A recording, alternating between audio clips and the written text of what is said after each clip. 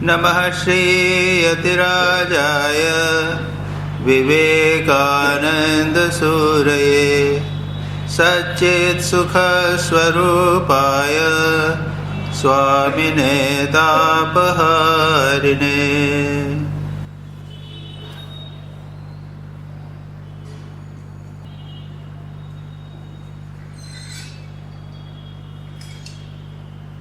हम स्वामी विवेकानंद की देववाणी या इंस्पायर्ड टॉक्स इसका पाठ कर रहे हैं। और ये स्वामी विवेकानंद ने, जैसा मैंने कहा, अमेरिका में 1000 आइलैंड पार्क्स नामक स्थान पे 1895 में जुलाई के महीने में ये टॉक्स लिए थे। ये एक लेक्चर्स नहीं है, ये उपदेश हैं जो 12 या 15 लोगों के बीच में उन्होंने दिए थे।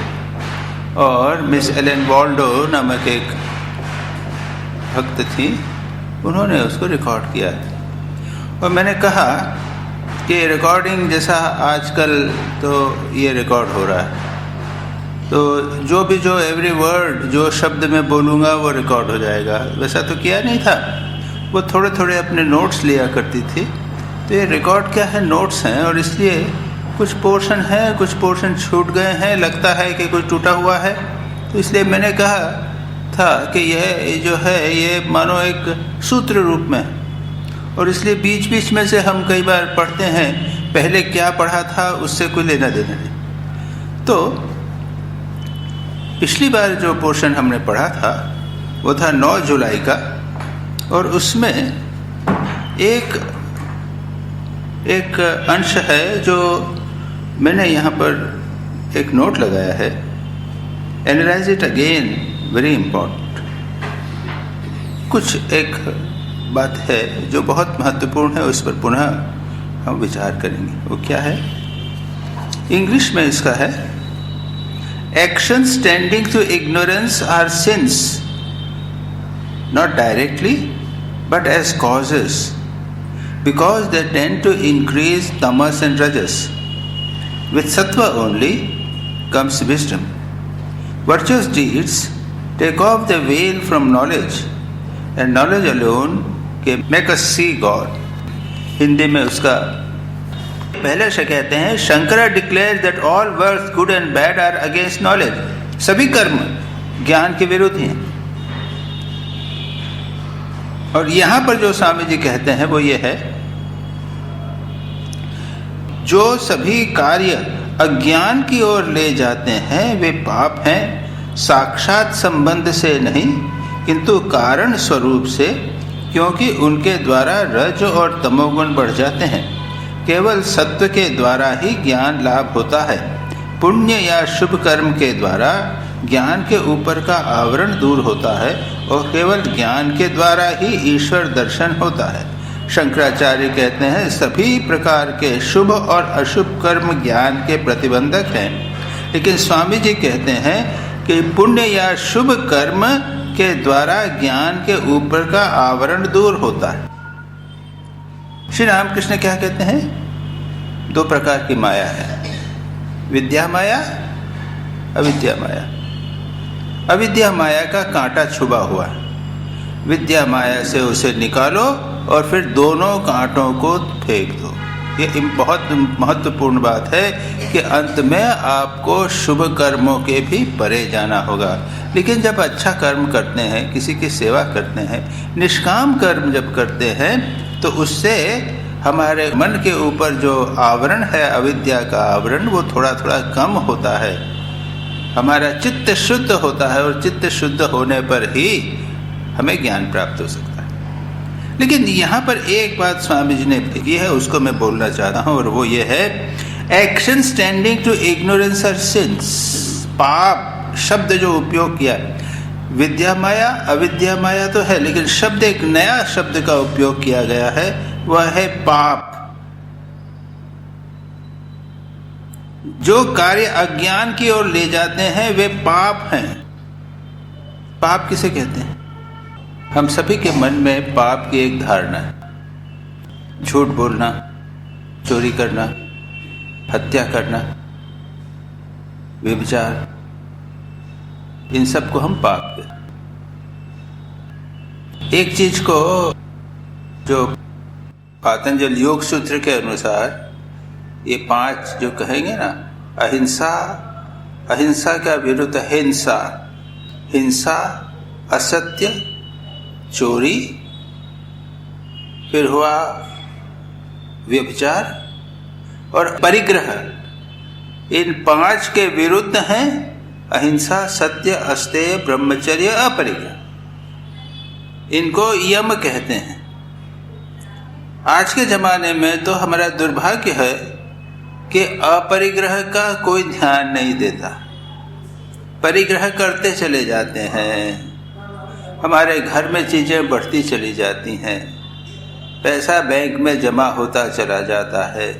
जितना अधिक बढ़ता है हम समझते हैं कि हम सुखी हैं, लेकिन योग की दृष्टि से ये पाप शब्द का उपयोग कर रहा हूं, पाप है। ईसाई धर्म में 2 प्रकार के पाप, सिन 2 प्रकार के सिन कहे जाते हैं। एक है मॉर्टल सिन, जो भयानक पाप, बड़ा पाप, और दूसरा है वेनियल सिन, छोटा पाप। वेनियल सिन, छोटा पाप। तो दूसरी दृष्टि से देखें, गृहस्थ के नियम, सन्यासी के नियम, उनमें अंतर। जो गृहस्थ के लिए पाप नहीं है वो कार्य सन्यासी के लिए पाप हो सकता है। श्री रामकृष्ण कहते हैं कि सन्यासी को तो नारी का मुंह भी नहीं देखना चाहिए। माँ शारदा कहती हैं कि एक गुड़िया उल्टी पड़ी हो तो पैर से छूकर सीधा करके भी नहीं देखना चाहिए। ये सन्यासी के नियम बनाए। तो देखिए, पाप की जो धारणा है या पाप का अर्थ है वो कितना विस्तारित हो गया। इस दृष्टि से देखा जाए तो न जाने कितने पाप हम करते हैं। वेनियल सिन से छोटे पाप क्या कहते हैं? मजाक में श्री रामकृष्ण क्या कहते हैं? ब्रह्मानंद जी को कहते हैं मजाक में भी झूठ नहीं बोलो। ब्रह्मानंद जी ने मजाक में झूठ बोल दिया था, उनको याद नहीं। श्री रामकृष्ण कहते हैं कि आज मैं तेरे मुंह को नहीं देख पा रहा हूँ, क्या कुछ गलत काम किया तेने, कुछ पाप किया, बुरा काम किया? ब्रह्मानंद जी घबराए। उन्होंने कहा, सोचा कि, और वो क्या समझते हैं, वहाँ लिखा हुआ है, इटर्नल कंपेनियन ने लिखा हुआ है, वो समझते हैं कि हत्या करना, चोरी करना, ये प्रकार इसको पाप कहते हैं। मैंने तो ऐसा कुछ नहीं किया। तो सोच कि झूठ नहीं बोला। याद आई, अरे मजाक में मैंने झूठ बोल दिया था। श्री रामकृष्ण ने कहा कि ये भी नहीं करना, मजाक में भी झूठ नहीं बोलना। तो ये पाप के स्तर जो है वो भिन्न है, और जो व्यक्ति साधक है, आध्यात्मिक जीवन जीना चाहता है, उसे इस दृष्टि से बहुत सावधान होना चाहिए। ऐसा कार्य, स्वामी विवेकानंद कहते हैं, कार्य जो अज्ञान की ओर ले जाते हैं वे पाप है। तो एक बात तो ये कही जो हमने कहा कि छोटे छोटे मामूली पाप जो न जाने हम कितने करते रहते हैं दिन भर में, हम सावधान नहीं हैं। बातचीत में, चलने फिरने में, चिंतन में, लोगों के दोष देखना। माँ शारदा कहती, बाबा किसी के दोष मत देखो। अब दोष देखना, अगर मैंने किसी का दोष देखा तो सांसारिक दृष्टि से या और भी अन्य दृष्टि से भी कोई पाप तो नहीं कहते इसको।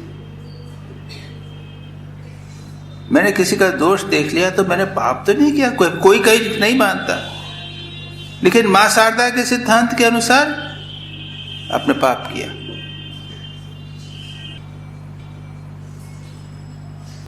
और कितनी बार हम सारे दिन में कितनी बार लोगों के दोष देखते रहते हैं। श्री रामकृष्ण मां शारदा के उपदेशों को ही अगर संकलन किया जाए तो हमें पता चल जाएगा कितने प्रकार के। और स्वामी जी यहाँ पर आगे कहते हैं, और भी आगे जाके कहते हैं, जो कार्य अज्ञान की ओर ले जाते हैं, एक्शन टेंडिंग टू इग्नोरेंस। अब अज्ञान क्या है? श्री रामकृष्ण से ही पूछा था, एक मारवाड़ी भक्त आए थे, आप जानते हैं ना, हमारे ठाकुर के पास मारवाड़ी भक्त आए थे, पूछने, अरे अज्ञान क्या है? श्री रामकृष्ण कहते हैं कि यह जगत मिथ्या है, इसको सत्य समझना यही अज्ञान हो गया। तो ऐसे जितने कार्य जिनके माध्यम से हमारी जगत की सत्यत्व बुद्धि, ये जगत मिथ्या है, इसको मिथ्या नहीं हम सत्य समझने लग गए, ये सत्यत्व बुद्धि जितने कार्यों से बढ़ती है वो पाप हो गया, वो बंधन का कारण हो गया। चित्त शुद्धि, शुभ कर्म करने की बात जब कहते हैं, इसका उद्देश्य क्या है कि चित्त शुद्ध होने पर हमको ज्ञान प्राप्त होगा। लेकिन अगर चित्त शुद्ध होने के बदले हमारी आसक्ति कर्म में बढ़ जावे, हमारा अहंकार बढ़ जावे कि मैंने कर्म किया है, तो ये क्या होगा? ये बंधन का कारण हो गया। मैंने शुभ कर्म किया, रिलीफ वर्क किया, लोगों की सेवा की, दान दिया, बड़ी अच्छी बात है। लेकिन उसके बाद मुझे यह ज्ञान वो ये हो गया कि मैंने बहुत सारा बड़ा दान दिया,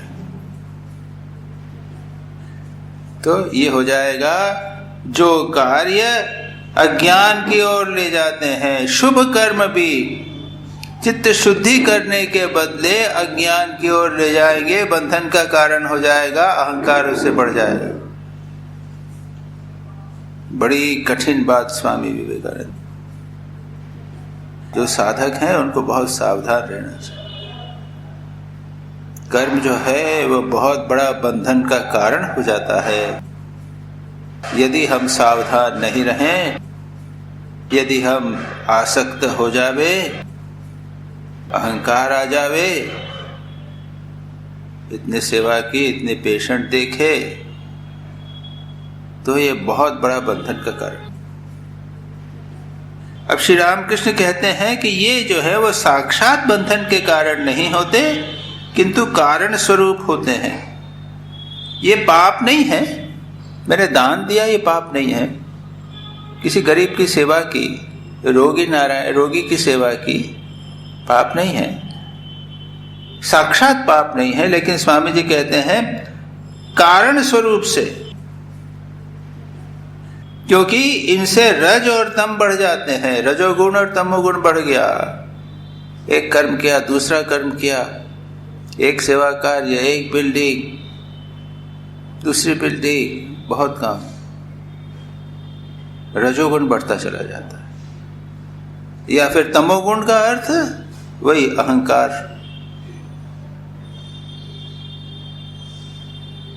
आसक्ति, ये सब आ जाते हैं। इस दृष्टि से देखा जाए तो बहुत सारे कर्म जो हम करते हैं वो हमें भगवान की ओर नहीं ले जा पाते, और इसीलिए जितना कर्म करते हैं उसके बाद आप ध्यान करने बैठे तो ध्यान नहीं होता, मन चंचल हो गया। मुझे याद है जब मैं डॉक्टर था, आउटडोर में बैठा करता था, तो जिस दिन आउटडोर में बैठा हूँ 8 बजे से 11:30 12 बजे तक बैठना पड़ता था, 3-4 घंटे कई रोगी देखने पड़ते थे। तो उस दिन मेरा ध्यान कम होता था, ध्यान नहीं होता था। क्यों? वही बातें दिमाग में आती थी। तो ये शुभ कर्म भी एक प्रकार से बंधन का कारण हो गया, रजोगुण उसने बढ़ा दिया। अच्छा, अगर मैं नहीं करता, जिस दिन आउटडोर नहीं होता था, सावधान रहना पड़ता था कि कहीं नींद ना आ जाए, तमोगुण। इस दृष्टि से जो कर्म की बात स्वामी जी यहाँ कह रहे हैं वो इतनी आसान नहीं। इसलिए वे रज और तम को बढ़ाने के कारण वे पाप हो सकते हैं। जो कर्म जो है वो शुभ कर्म होते हुए भी हमने छोड़ दिया, जो भयानक पाप है उसके बाद छोड़ दी, छोटे मोटे पाप की बात छोड़ दी, दूसरे के दोष देखना एक प्रकार का पाप उसको छोड़ दिया। उसके बाद जो सामान्य कर्म है, जो शुभ कर्म प्रतीत होते हैं, उनमें भी सावधान रहना है कि हमारे रजोगुण और तपोगुण न बढ़ें। बहुत महत्वपूर्ण बात है। इसलिए मैंने जब पिछली बार पढ़ा था इसको तो मैंने सोचा था कि इसको हम पुनः करेंगे। पुण्य या शुभ कर्म के द्वारा ज्ञान का आवरण दूर होने होता है और केवल ज्ञान के ही द्वारा ईश्वर दर्शन होता है। ये हमें बहुत महत्वपूर्ण रूप से देखना चाहिए कि हम जो कर्म कर रहे हैं उससे हमारा बंधन कम हो रहा है या बढ़ रहा है। ये बहुत महत्वपूर्ण है, प्रत्येक साधक को देखना चाहिए। ये हम जो कर्म कर रहे हैं ये बंधन का कारण तो नहीं हो रहा। उसके साथ प्रार्थना, ठाकुर से प्रार्थना, भगवान से प्रार्थना, आत्मनिरीक्षण, ध्यान, जप बहुत महत्वपूर्ण है। जब ये श्रेवाश्रम प्रारंभ हुआ, आप लोग पुरानी हिस्ट्री इत्यादि जानेंगे, स्वामी ब्रह्मानंद जी यहाँ पर आकर रहते थे, ऊपर कमरे में रहते थे कई वर्षों तक। कभी कभी तो एक बार एक साथ कंटिन्यूसली एक साल रहे थे, कभी 1 महीना, कभी 2 महीना यहाँ रहते थे। ये तो साधु ब्रह्मचारी लोग होते थे, उनसे बात करते थे, उनसे कहते तुम्हारा ध्यान जप कैसा हुआ, ध्यान जप करो। सेवा कहते थे कि ये सेवा जो है बुरा नहीं है, ये बिल्कुल ठीक है, सेवा बंद कर देंगे तुम ध्यान नहीं करोगे, सो जाओगे। लेकिन बिल्कुल निरंतर ध्यान जप करो। और क्या किया उन्होंने, तुरानंद जी को कहा कि हरि भाई आप जाके यहाँ बनारस में रहिए। तो आप जानते हैं वो तुरानंद धाम, अंबिका धाम जो है, स्वामी तुरानंद धाम आजकल किया उसका नाम, वो कमरा अभी भी है। 3 साल तुरानंद जी रहे वहाँ पर, क्लास लेते थे तुरानंद जी, श्रीमद् भागवत इत्यादि की क्लास लेते थे। अब आप सोचिए कि ब्रह्मानंद जी, तुरानंद जी जैसे लोग यहाँ पर रहें और साधु ब्रह्मचारी उनके साथ संपर्क में आवे तो उनका मन कितना ऊंचा रहेगा। और ये लोग फिर सेवा करेंगे हॉस्पिटल की, रोगी नारायण की सेवा करेंगे। वो रोगी नारायण की सेवा और हमारी सेवा, उसमें कितना बड़ा अंतर हो जाए। तो इस दृष्टि से स्वामी जी ने जो कहा है ये बहुत महत्वपूर्ण बात है। वो कहते हैं कि पुण्य या शुभ कर्म के द्वारा ज्ञान के ऊपर का आवरण दूर होता है और केवल ज्ञान के द्वारा ही ईश्वर दर्शन होता है। ये याद रखना है। And knowledge alone can make us see God. ज्ञान के द्वारा, यानी ज्ञान के द्वारा ही हम मुक्त हो सकते हैं। तो ये तो सौभाग्य है कि प्रतिदिन यहाँ पर प्रवचन होते हैं, और कहीं नहीं होते हैं, बहुत कम सेंटर्स हैं जहाँ पर प्रतिदिन यहाँ पर प्रवचन होते होंगे। और आप लोगों को सौभाग्य है, आप लोग यहाँ पर आकर सुनते हैं और किसी न किसी प्रकार से ज्ञान चर्चा होती रहती है और ये भाव बना रहता है। तो ये इतना महत्वपूर्ण पोर्शन था कि मैंने इसको सोचा कि मैं इसको बार बार लूँ। तो 3 लेवल हो गए। एक तो बुरे कर्म जो हम सब जानते हैं उसको आप छोड़ दीजिए। उसके बाद जो छोटे पाप हैं उसमें एक पाप का ही मैंने खास करके निर्देश किया है, दूसरे के दोष देखना। बाहरी दृष्टि से तो कुछ नहीं है, सीधी सादी बात है, लेकिन वो बहुत भयानक चीज़ है, दूसरे के दोष देखना। और उसके बाद माँ शारदा और ठाकुर ने जो छोटी छोटी बातें कही हैं उसको आप देख सकते हैं। ये है छोटे पाप, जिनको सामान्य भाषा में पाप नहीं कहा जाता, फिर छोटे पाप।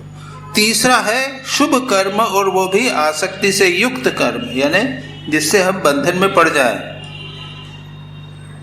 ये पाप के 3 स्तर हो गए। शुभ कर्म है लेकिन वे भी बंधन के कारण हो सकते हैं। हमारा मन जो है वो कर्म में लग गया, अहंकार में लग गया। इन सब से सावधानी से होके उसके बाद कर्म करें तब तो ठीक है, अन्यथा हम बंधन में ही पड़ेंगे। उसके बाद आता है ज्ञान। ज्ञान से ही मुक्ति होती। तो इतना आसान नहीं इतना आसान नहीं। अगर साधक सावधान रहे, वह साधक को बहुत सावधान रहना पड़ता है। इसके आगे चले, अब थोड़ी फिलोसॉफिकल दार्शनिक चर्चा है। Knowledge can never be created, it can only be discovered, and every man who makes a great discovery is inspired. Only when it is a spiritual truth he brings, we call him a prophet, and when it is on the physical plane, we call him a scientific man, and we attribute more importance to the former, although the source of all is one truth. संक्षेप में पढ़ लेते हैं, directly हमारे जीवन से संबंधित नहीं है, फिर भी कहते हैं ज्ञान कभी भी उत्पादित नहीं किया जा सकता, उसका केवल आविष्कार किया जा सकता। Knowledge can not be created. जैसे एक किताब लिखी है, एक घड़ा बनाया, ऐसे ज्ञान को बनाया नहीं जा सकता, वो है। और जब चित्त शुद्ध होता है तो ज्ञान प्रकट होता है। कैसे प्रकट होता है? गुरु की कृपा से, गुरु वाक्य से। गुरु बोलते हैं तत्वमसि, और जब मैं विचार करता हूं तब मुझे पता चलता, हाँ तत्वमसि का अर्थ क्या है। तो ये क्या हुआ? ज्ञान पहले से है, गुरु के वाक्य और विचार के द्वारा वो प्रकट हुआ, इज डिस्कवर्ड। उसका केवल आविष्कार किया जा सकता है। और जो व्यक्ति कोई बड़ा आविष्कार करते हैं उन्हें हम लोग इंस्पायर्ड, प्रत्यादिष्ट, इसको कहते हैं। जिन्होंने बड़ा आविष्कार किया उन्होंने एक प्रत्यादिष्ट इंस्पायर्ड मैन हो गए। यदि केवल आध्यात्मिक सत्व का आविष्कार करते हैं तो हम उन्हें ऋषि कहते हैं, अवतार कहते हैं। और ये जब आविष्कार जड़ जगत में होता है तो हम उसे वैज्ञानिक कहते हैं। तो वो गुरुत्वाकर्षण का सिद्धांत न्यूटन ने किया था।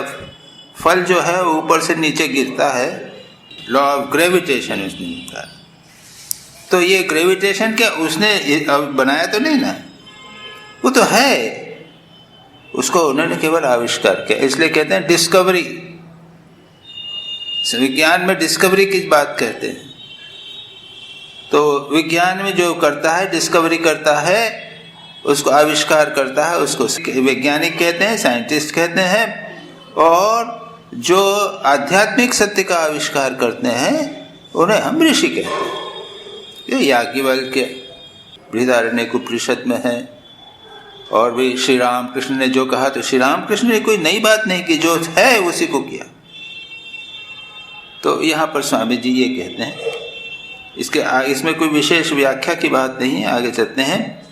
Shankar says Brahman is the essence, the reality of all knowledge, and that all manifestations as knower, known and knowing are mere imaginations in Brahman. Ramanuja attributes consciousness to God. The real monists attribute nothing, not even existence in any meaning that we can attach to it. Ramanuja declares that God is the essence of conscious knowledge. And undifferentiated consciousness, when differentiated, becomes the world. ये भी बहुत philosophical दार्शनिक है, हम इसको तेजी से पढ़ के चले जाएंगे, आगे इसको विस्तार नहीं करेंगे। शंकराचार्य कहते हैं ब्रह्म सभी प्रकार के ज्ञान का सार। ब्रह्म जो है वह सभी ज्ञान का आधार है। उसकी तथा ज्ञाता ज्ञान ज्ञेय जो अभिव्यक्ति हैं वे ब्रह्म में काल्पनिक भेद मात्र हैं। रामानुज ब्रह्म में ज्ञान का अस्तित्व स्वीकार करते हैं। अद्वैतवादी ब्रह्म में कोई भी गुण स्वीकार नहीं करते, यहाँ तक कि सत्ता को स्वीकार नहीं करते।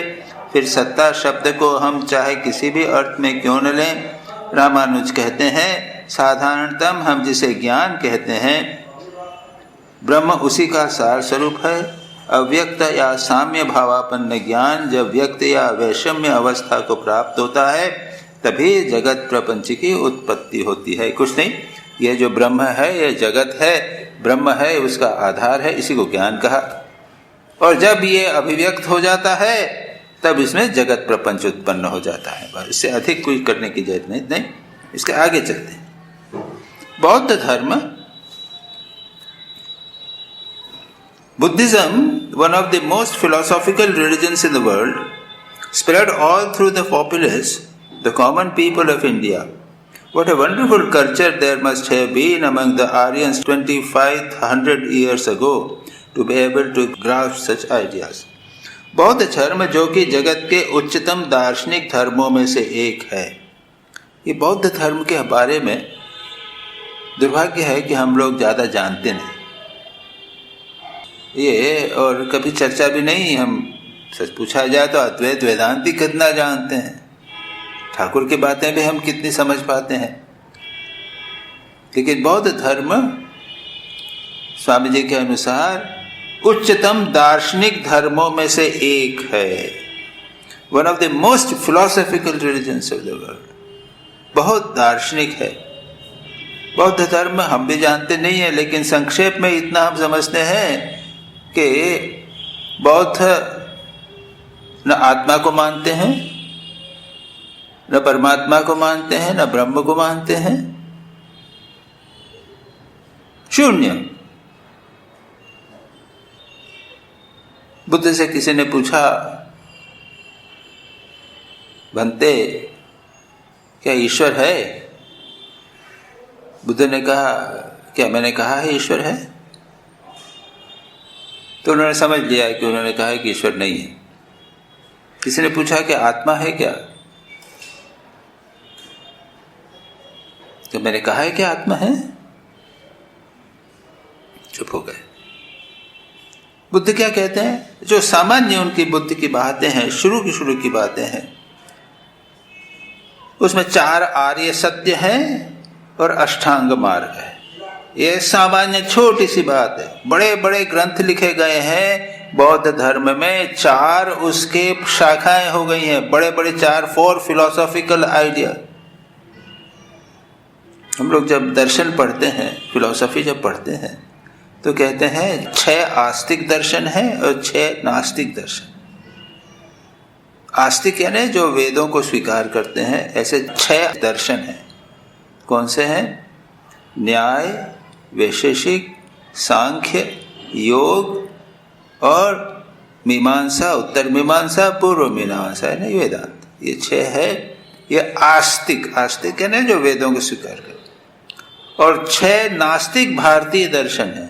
नास्तिक यानी वेदों को स्वीकार नहीं करते। वो कौन है? चार्वाक। चार्वाक जो कहते हैं ना, खाना पीना मजा करो, अब ईश्वर कुछ नहीं है, चार्वाक। लेकिन प्रबल उनकी चिंताएं हैं, दर्शन है, उनसे बात करके आप उनको हरा भी नहीं सकते, ऐसे भी होते। वेद को नहीं मानते, गीता वीता को नहीं मानते। चार्वाक। जैन, वो वेद को नहीं मानते, ईश्वर को नहीं मानते, आत्मा को मानते हैं। सभी की आत्मा अलग अलग है और मुक्त होकर आत्मा तीर्थंकर होकर मुक्त हो जाती है इत्यादि मानते हैं। ये 2। उसके बाद में फिर 4 बौद्ध दर्शन, चार्वाक, जैन और 4 बौद्ध दर्शन। शून्यवाद, क्षणिक विज्ञानवाद। अब मैं नहीं बता सकता, मुझे फिर किताब देखनी पड़ेगी, ढूंढनी पड़ेगी। और बहुत दार्शनिक हैं, सूक्ष्म विचार है, अत्यंत सूक्ष्म गंभीर विचार करने वाले लोग। तो स्वामी जी ये कहते हैं, Buddhism, one of the most philosophical religions of the world, spread all through the populace, the common people of India. एक जमाना था जब भारत में सर्वत्र बौद्ध धर्म फैल गया था। आप देखते हैं यहाँ तो सारनाथ है, इतना बड़ा सेंटर है, गया है, कई जगह पे भारत में बौद्ध धर्म फैल गया था। बहुत से लोगों ने बौद्ध धर्म स्वीकार कर लिया था। इतना दार्शनिक होते हुए भी तो स्वामी जी कहते हैं, what a wonderful culture there must have been among the Aryans 2500 years ago to be able to grasp such ideas.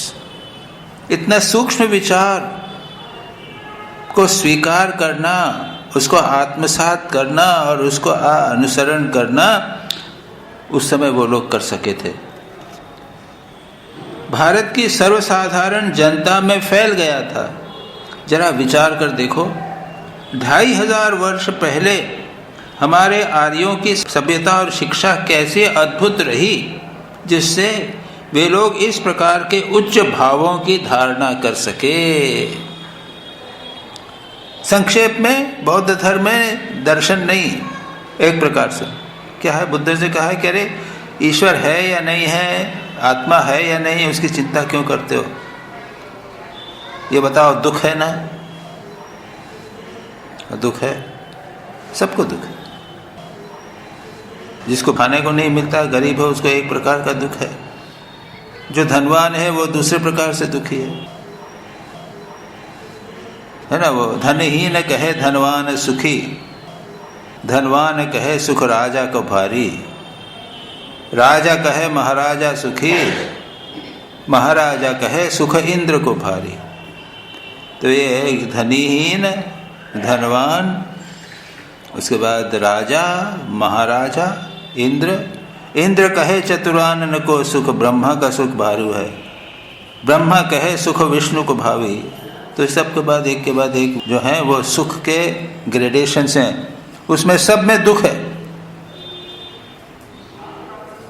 Indra भी गिर जाता है, पाप हो जाता है इंद्र में, है ना, उसको टेम्पटेशंस हो जाते हैं, उसको प्रलोभन आ जाते हैं।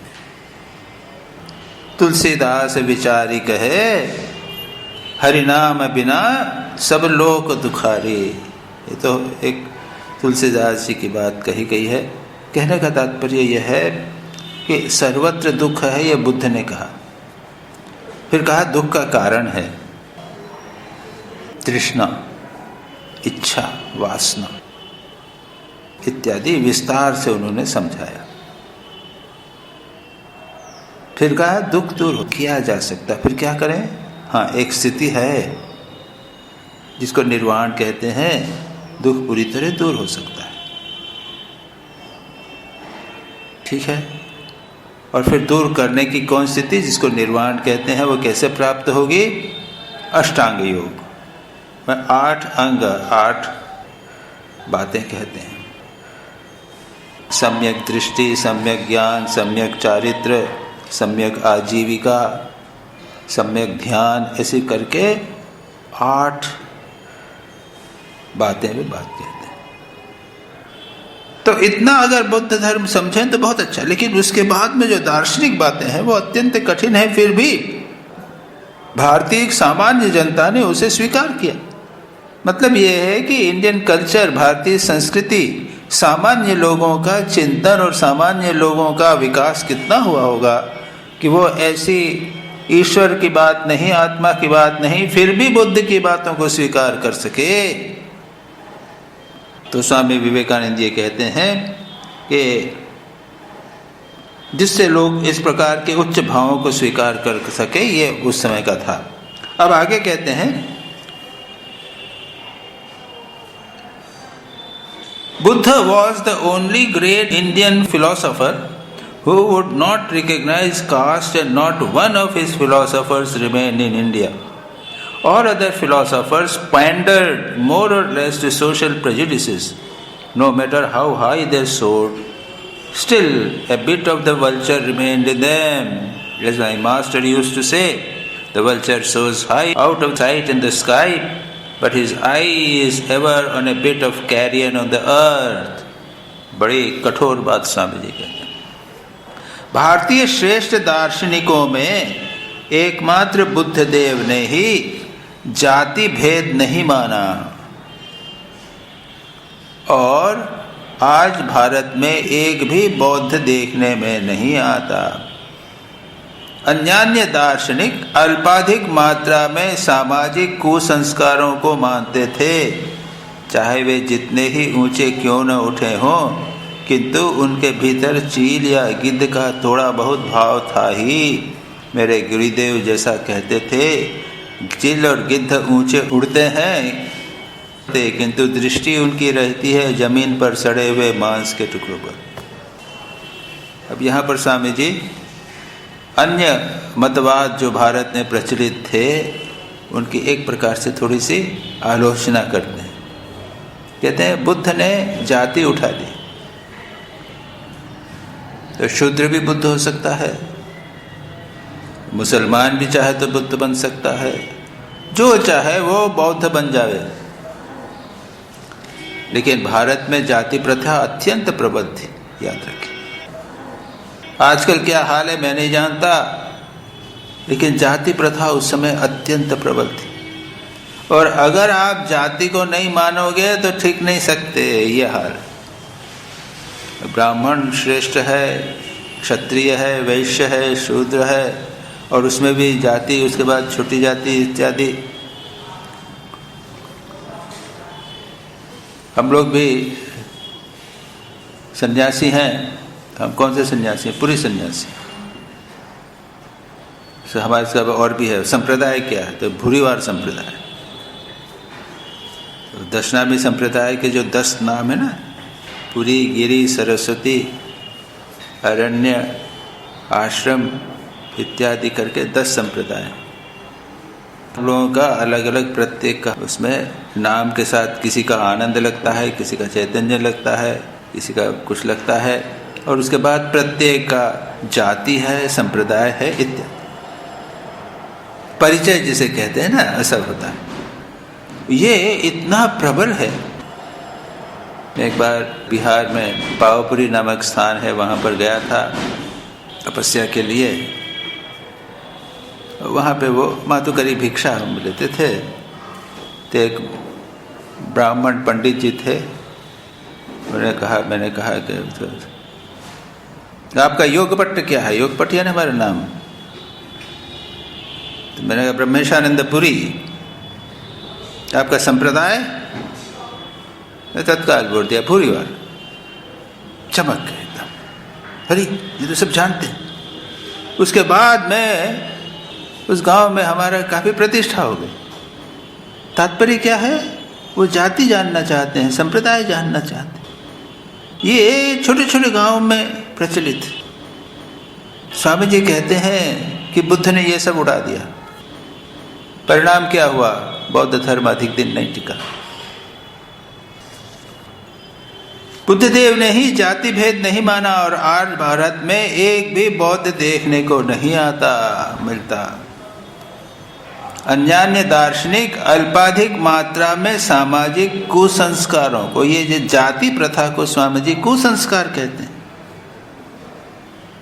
चले आ रहे हैं, न जाने कब से चली आ रही है जाति प्रथा। ब्राह्मण, और ब्राह्मण में भी उच्च ब्राह्मण और नीचे का ब्राह्मण, ये सब।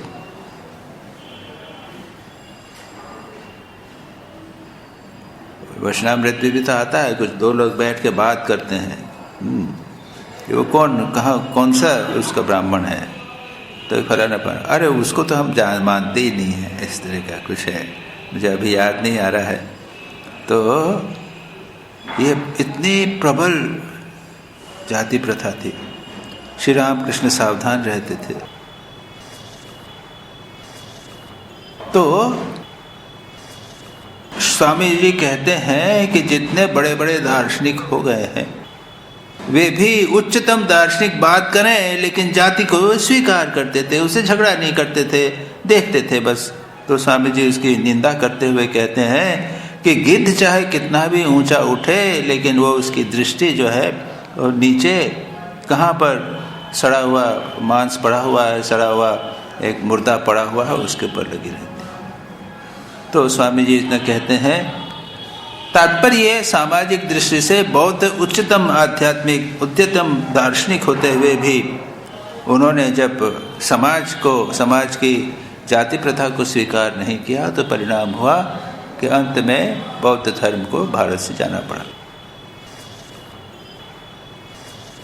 The ancient Hindus were wonderful scholars, veritable living encyclopedias. They said, knowledge in books and money in other people's hand is like money, no money and no knowledge at all. प्राचीन हिंदू लोग अद्भुत पंडित थे। ये टुकड़े टुकड़े हैं, एक बात खत्म हुई फिर दूसरी बात, जैसा मैंने कहा उसका संदर्भ पाना कंटिन्यूस, क्योंकि मिस वॉल्डो ही नहीं लिख पाई होंगी।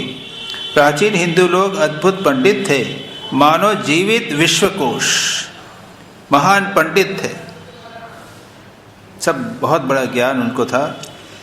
वे कहते थे, पुस्तकस्था तु या विद्या परहस्तगतम धनम कार्य काले समुत्पन्ने न सा विद्या न तद्धनम।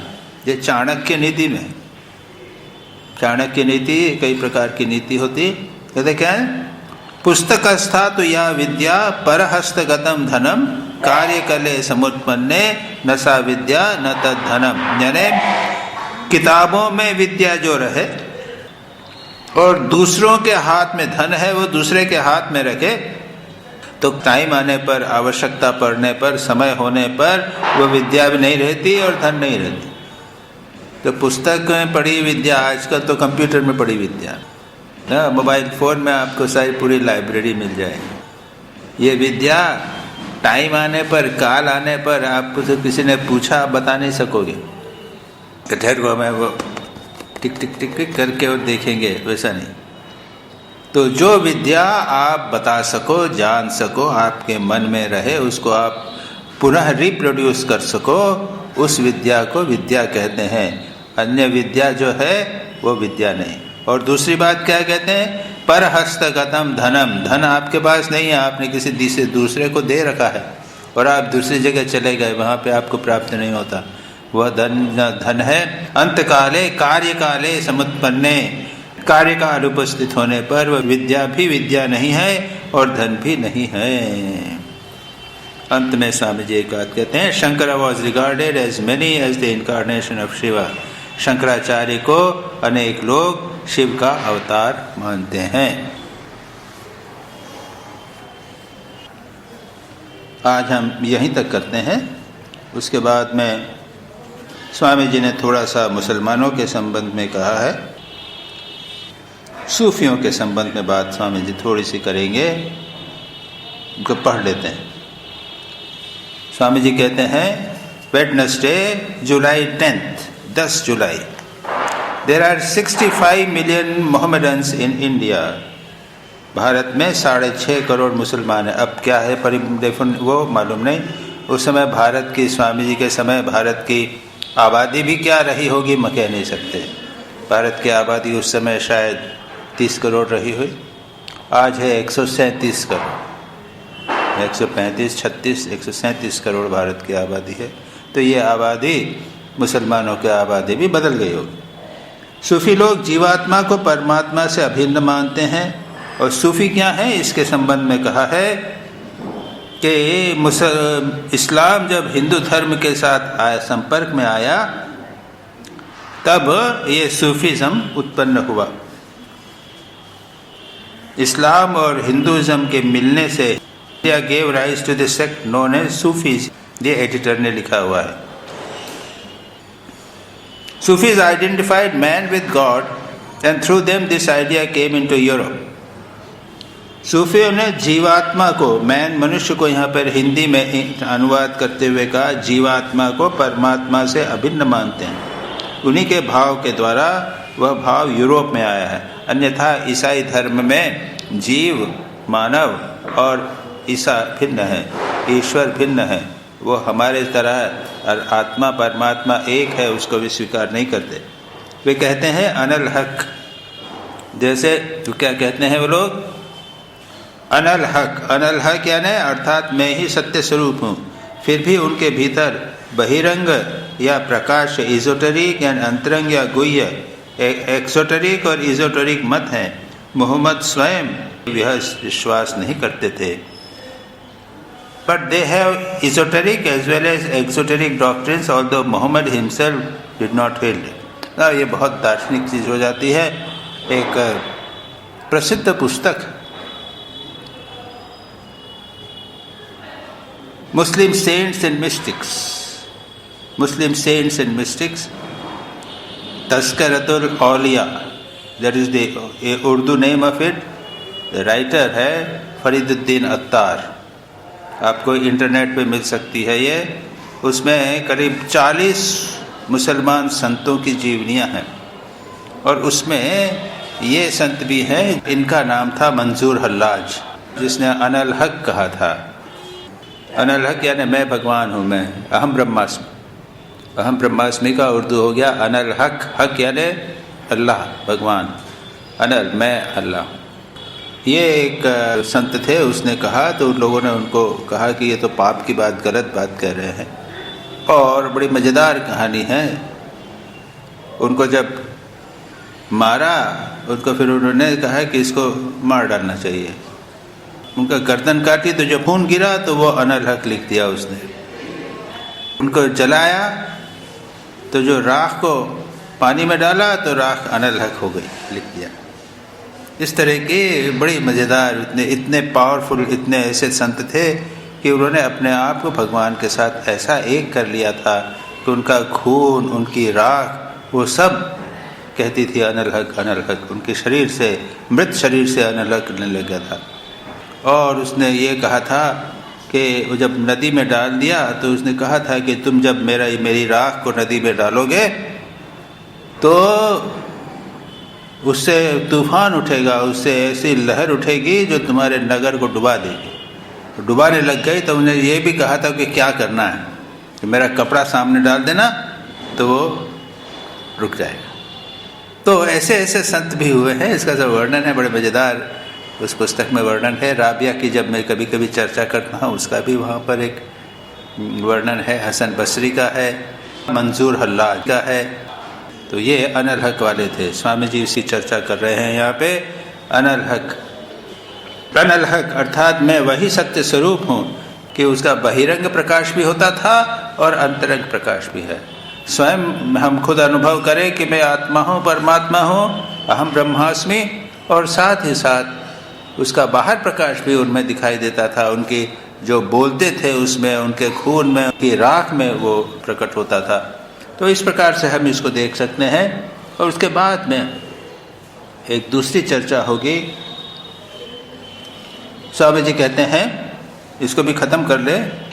हर्षशिन has become our world assassin because the old sects of Mohammedism killed non-believers as a part of their creed.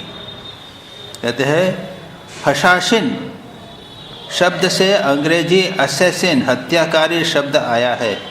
मुसलमानों का एक प्राचीन संप्रदाय अविश्वासियों की अर्थात मुसलमानों को छोड़ अन्य धर्मावलंबियों की हत्या करता था। इस कार्य को अपने धर्म मत का एक अंग मानता था। मुसलमान लोग उपासना के समय एक घड़ा जल सामने रखते हैं।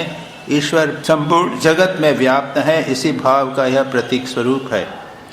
यह धर्म संप्रदाय यदि हशाशिन 11वीं शताब्दी में सीरिया में वर्तमान था। ये लोग अपने नेता के आदेशानुसार अत्यधिक गुप्त हत्या करते थे। हशाशिन शब्द का अर्थ है हाशिश भक्षक। हाशिश एक प्रकार का शराब होती थी। इस संप्रदाय के हत्याकारी लोग इस मद्य का व्यवहार करके हत्या कार्य के लिए प्रस्तुत होते थे, इसलिए इनका यह नाम था। यह संक्षेप में स्वामी विवेकानंद ने यहाँ पर उस संप्रदाय की चर्चा की है। तो हम यहीं पर इसको समाप्त करते हैं। इसके बाद स्वामी जी थोड़ा सा कहेंगे। हिंदू लोग दशावतार में विश्वास करते हैं। उनके मत में 9 अवतार हो गए हैं, 10वें अवतार बाद में होंगे। तो 10 अवतार की चर्चा आप लोगों ने देखे कि नहीं? 10 अवतार यहाँ बने हुए हैं ऊपर कि नहीं देखे? रोज आते हैं मंदिर में प्रणाम करने, इतने दिनों से आ रहे हैं, आप लोगों ने देखे कि नहीं? नहीं देखे? मंदिर के ऊपर है, अच्छी तरह देखिए। उस तरफ से है, शुरू में जहाँ साइकिल स्टैंड है ना बाहर, वहाँ पे सबसे पहला है वेद उद्धरण, उसके बाद में है कुर्मा अवतार, उसके बाद में है वराह अवतार। आज तो अंधेरा हो गया, बाद में कल देखिएगा सुबह वराह अवतार। उसके बाद में है नृसिंह अवतार। फिर इस तरफ जब आप आएंगे तो आप देखेंगे वामन अवतार हैं, फिर राम अवतार, उसके बाद में श्री कृष्ण हैं, राधा कृष्ण हैं। फिर बलराम हैं, उसके बाद बुद्ध हैं, और यहाँ पर आप देखिएगा, यहाँ पर है घोड़े के ऊपर कल्कि अवतार। और फिर वहाँ से 10 महाविद्या चली है। अरे मैं रोज प्रणाम करता हूँ सबको, और आप इतने भक्त हैं, इतने दिन से आते हैं, वो देखे नहीं? मैं रोज प्रणाम करता हूँ। और श्लोक भी है, वेदानुद्धरते जगन्ति वहते भूगोल उद्भृत्यते दैत्यम दारयते बलिम छलयते क्षत्रक्षयम कुर्वते। दैट इज परशुराम भी हैं, क्षत्रक्षयम कुर्वते। देन पौलस्यम जयते हलम कलयते कारुण्यमान तन्वते। बुद्ध भी है, बुद्ध भी अवतार, बुद्ध अवतार है 9वें। और उसके बाद म्लेच्छान मूर्छयते, कल्कि अवतार, यहाँ घोड़े पे। दशकृतम कृते कृष्णाय तुभ्यम नमः। तो इसमें 10 के साथ में 11वां अवतार भी लगे हैं। उसका श्लोक नहीं है, ये करना पड़ेगा। 11 रूप करते हैं श्री रामकृष्ण। श्री रामकृष्ण के ये 11 रूप, 12 रूप 12वां लगा लो, श्री रामकृष्ण का रूप लगा। तो जो हो, तो ये दशावतार जो चर्चा करते हैं, स्वामी जी कहते हैं कि हिंदू लोग 10 अवतार में विश्वास करते थे। और उसके बाद में तो और भी अवतार हैं, शंकर को मानते हैं, चैतन्य महाप्रभु को मानते हैं। आप लोग देखा यहाँ पर जो मूर्तियाँ बनी हुई है, उसके अंदर नीचे भगवान शंकर की मूर्ति, शंकर, उसके बाद अन्नपूर्णा, इसके इधर के बाद क्या है, गंगा, गंगा देखा, उसके बाद श्री राम सीता लक्ष्मण, उसके बाद में राधा कृष्ण, और उसके पीछे षडभुज चैतन्य महाप्रभु। इतनी मूर्तियां हैं कि भगवान हैं। राम बुद्ध, मैंने कहा राम लक्ष्मण सीता, उसके पीछे राधा कृष्ण। राधा कृष्ण देखा, उसके उधर बिल्कुल उस तरफ जाकर पीछे से जाना, वहाँ पे षडभुज मूर्ति है चैतन्य महाप्रभु की, बड़ी सुंदर मूर्ति, 6 भुजा वाली। तो यहाँ पर स्वामी जी कहते हैं दशावतार में विश्वास करते हैं। 10वां अवतार बाद में होगा, कल के अवतार होने वाला है। और कुछ लोग कहते हैं कि श्री राम कृष्ण ही कल के अवतार थे। एक हमारे आचार्य थे, उन्होंने शास्त्र के द्वारा सिद्ध किया कि श्री राम कृष्ण कल के अवतार। तम देशिकेन्द्रं परमं पवित्रं विश्वस्य बालं मधुरयतीन्द्रं हिताय निर्णां नरमूर्तिमन्तं विवेकानन्दमहं नमामि। नमः श्री यतिराजाय विवेकानन्दसूरये सच्चित्सुखस्वरूपाय स्वामिने तापहारिणे।